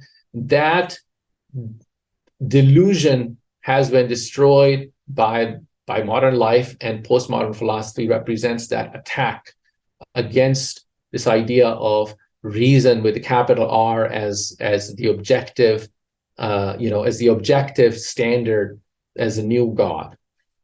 So what has now, it has ended the possibility, along with that, it's ended the possibility of ethics, which used to be based in religion in the past. And then it tried to ground that in reason and science. That has gone, and what is now left, as Nietzsche saw it coming, we have drunk up the sea, we have wiped off the horizon, we have turned up and up to down, down to up, we have unchained the sun, and we are left with, that is the global north or west, is left with no way to define right from wrong.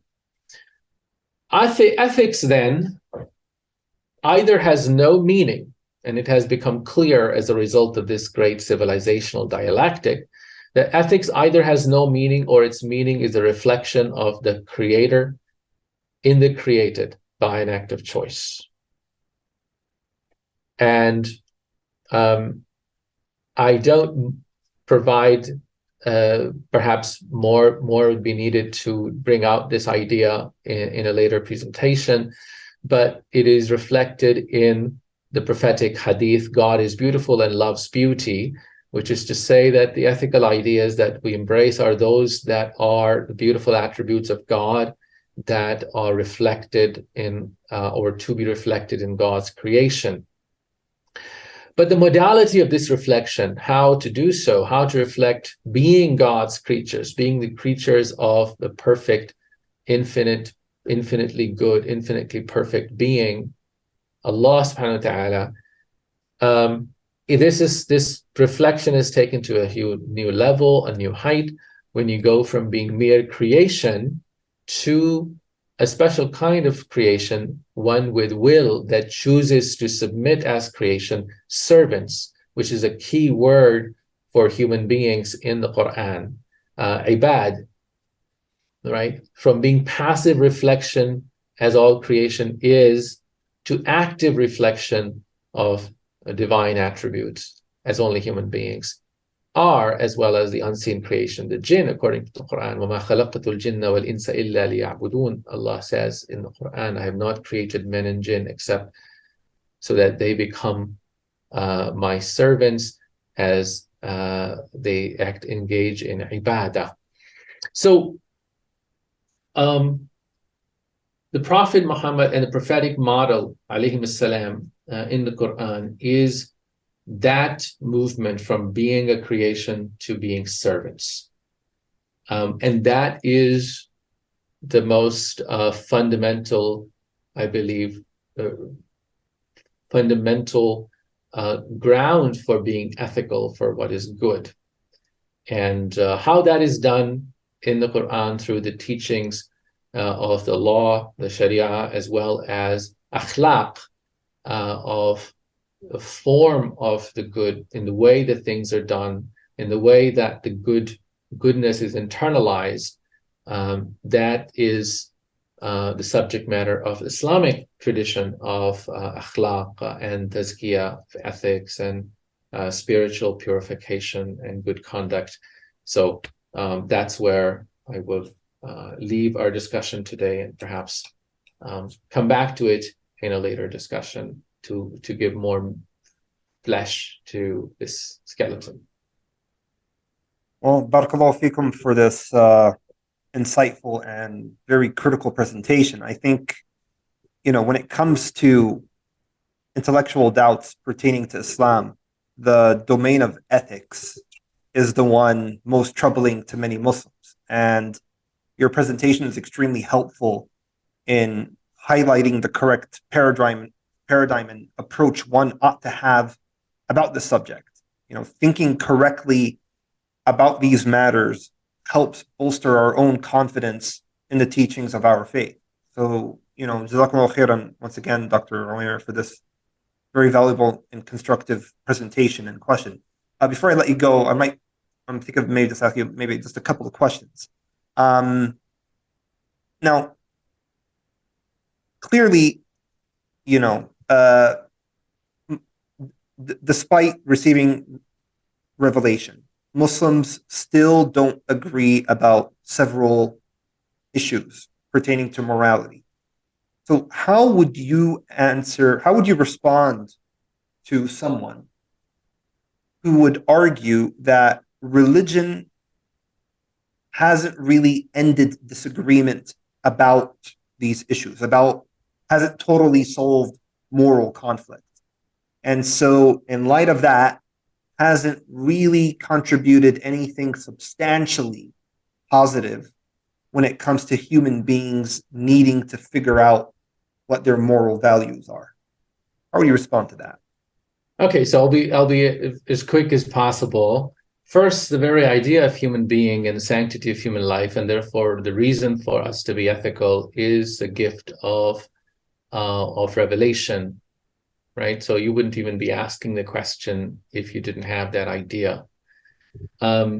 But secondly, ethical disagreement is part of our ethical existence. If God did not give us choice, you couldn't be ethical. And if God did not give us reason, you wouldn't have any mechanism, any way to sort of exercise that choice. So ethical disagreement is part of the package, part of the test that is given us. If we did not have ethical disagreement, that meant we did not have independent and free reason, and that would mean we would be like animals. We would not have that ability to look for God, look for what is good, and so it's ultimately an act of divine will and divine wisdom that God has given us an element of free choice and the wisdom and intellect to go after it. And dealing with that disagreement is not always a bad thing. In fact, it's necessary element. It's necessary for us to grow ethically, intellectually, is by disagreeing and then dealing with that disagreement in an ethical way. Allah describes in the Quran one of the most frequent ways in which people of revelation, people who were given the truth, the way they failed is by disagreeing with each other through transgression, baghyan bainahum, because they failed to engage in disagreement in a proper way, and they transgressed and became wicked. And but having that disagreement, the possibility of that disagreement, is part of the test, and it's a part of our ethical growth. I wouldn't want to, imagine if you lived in a world where you only had, you had right and wrong, you could never disagree, and the only test you had was the test of the will, whether you did it or not. You wouldn't have any reason to develop imagination. You would not have any reason to ask questions of what is right. You would not have any reason to come to the conclusion that worshiping God is the right thing, that I love God because it is the right thing. You would only do so because it's commanded and you had no other choice. So in a sense, our life is so much more, so much more meaningful, and our worship of God for which we are created is so much more multidimensional because we have the choice to create, to think about ethics and create disagreement in many respects, and then go back to God with that choice. Absolutely. And again, one would, we should also point out that, the nature or the scope of disagreement varies greatly compared to if you have, Muslim believers disagreeing about certain issues, but within a certain framework, compared to if human beings had absolutely no recourse to an objective moral standard and then trying to agree on several issues. Well, it's very clear that without an objective standard to fall back on, the nature and scope of the disagreements are going to be much more vast than those operating within, a more narrow framework. So the disagreements between Muslims cannot be compared to, Muslims and between Muslims and non-Muslims who are operating with different frameworks. But as you said, the ability to disagree in and of itself, cultivates us in a moral sense, because it's forcing you to tolerate others, to listen to others, to be kind to others, to seek to understand the perspective of others. And so with disagreement comes moral growth as well. I've heard several people say, and I think, one of the most popular atheists, Sam Harris, he would say something like, we've come to learn through experience what harms and benefits us human beings. And there is almost universal agreement on several things either being good or bad through experience, despite there being different religions. Us human beings, we've come to learn that certain things are good and bad, right? So inflicting harm on others, torturing people gratuitously, cheating people, lying to people, and so on. And we've come to know this through experience. So they would ask, why do we not just rely on our experience to know what is good and bad, while respecting any differences of opinion that might arise, just as you Muslims respect differences of opinion, among yourselves? Isn't experience, may not be a flawless tool, but might be good enough.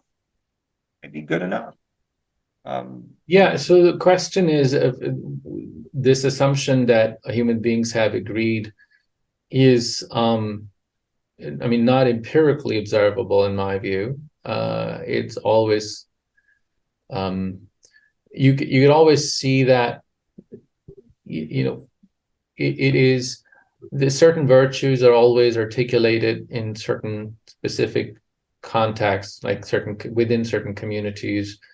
But even those virtues are different in different circumstances. So it's hard to say that there is an agreement on a whole lot. I think that I would grant that there's an agreement on certain fundamentals, but it always requires extra work to clarify and quantify. Why is being truthful good, for instance? Why is being good to those who have done good to you is good? It's very commonsensical thing, but almost every community puts limits on these things. And so the question always becomes, how are you going to how are you going to qualify? Where the qualification is going to come from? Earlier in the presentation, I talked about two ways in which we could respond to this most immediately. One is that some of the best thinkers have come up with some most horrifying ideas. And so clearly, not everybody agrees that parents should love their children and children should be raised by loving parents. Plato didn't. Secondly, as I also showed, that ethical ideas in real life often lead to some of the most horrible crimes that have perpetrated against humanity. So another way to put that is that there is a hierarchy of ideas, hierarchy of goods. Like we never have one good, but there's always a hierarchy of competing goods. And you cannot resolve that hierarchy of those competing goods without a standard, without a goal, without a meaning that you're trying to ultimately achieve. So, for example, forgiveness. Is forgiveness good or bad? Well, you may forgive the powerful person every time they make an error because that's good. But it could also be the most horrible thing because you're letting powerful people get away. Similarly, equality versus freedom, which one is good? You had a Cold War where the US and the USSR basically ran the world, killing people around the world based on the ideology of whether freedom was more important a value or equality, of economic equality. So everybody would seem to agree in the West, in Sam Harris's circles, both are good, but you could literally have a war around the world on which one was better. Yeah, absolutely. Yeah, no, I fully agree. I mean, it seems to me that a lot of people that make this claim that, a lot of us agree on certain fundamentals, it seems like probably the most basic examples that you could count on your fingers, but there's still a whole huge array. I mean, they're probably only talking about a few examples. Okay, so don't murder anyone for no reason, right? And probably just a few other examples. Okay, a lot of us agree on that, but there's so much more when it comes to the ethical domain and sphere to talk about and to hash out and to tease out. And so it seems like they are trying to, blow out of proportion just how much we human beings do agree with each other. So, I do agree with you. So I guess the question, one thing that often comes to mind, when you open like a basic book on ethics, for example, being truthful is good, right? For Kant, it's a fundamental duty. There's no exception, so on and so forth. Now, let's say you're hiding, famous example, you're hiding innocent people who are being hunted down by an evil regime. Do you tell the truth that you're hiding them, or do you lie? Yeah. And why would you lie? Is the lie, you would lie because you have a higher value, which is to save the lives of certain people, of innocent people. And is lying in that circumstance still evil, but a lesser evil, or is it good? So is it good? Right. Yeah. So you can, that's why I think that that's why I use the word in my presentation, or at least in my thinking I do, which is ethical impulse. There is no doubt that there is the ethical impulse. And it is that same impulse that why the vast majority of human beings will say that Sam Harris's denial of God is one of the greatest sins. Allah. Before we close, any final words, Dr. Ovamir? Well, yeah, I think that it's a beautiful thing. I mean, human beings, the most powerful thing is that we want to be good, and Allah has put that capacity in us so that we look for and turn to and appreciate and worship the ultimate good that is God, and reflect that good and His attributes in a way that is fitting toward each other, toward all of the creation.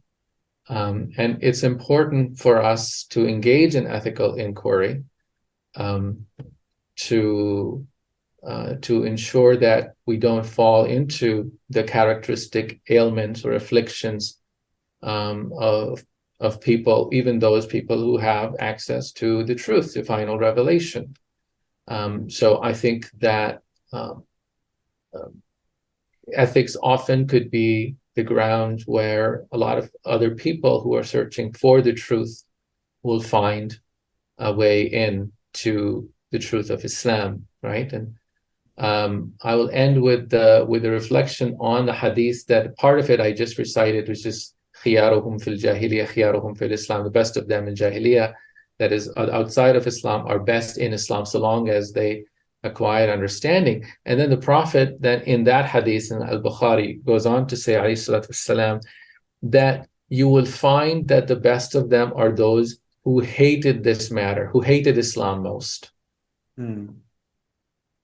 Whereas you'll find that the worst of them are those who always equivocated. They weren't sure because they were just looking. In other words, they were not interested in what is really good. Yeah. So when they thought Islam was bad, they hated it. But as soon as, and these people are the best of them, because as soon as they realize it's good, they'll be the first one to come and defend. They will be the khiyaruhum, they will be the best of them. It's clear they were principled even when they were wrong. Right. Right. And this also means that people who hate on Islam, we should look at them not as the worst always, but potentially they have, if they're doing so, not for, some other reason, but because they're really, they really believe that it is an evil, then they are likely to be the best of them and embrace Islam, embrace the truth. But also, those who always hedged, those who are always sitting on the fence to see which one wins, the Prophet ﷺ says they are the worst of them, because they remain, they don't have to change much. They remain munafiq, they remain hypocritical, they remain half, sort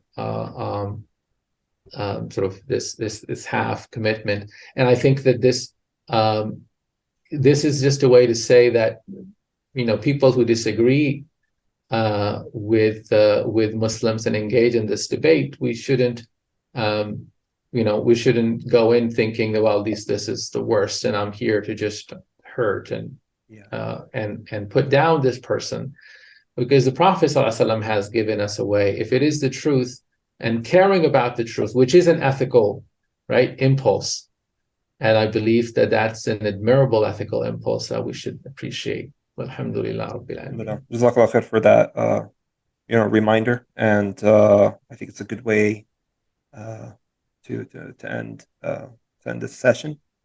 And Jazakallah khairan once again, Dr. Ovamir, for your presentation today, and inshallah we hope to have you again. And I'm going to part you and our listeners with the Islamic greetings of Assalamu alaikum wa rahmatullahi wa barakatuh. Assalamu alaikum wa rahmatullah.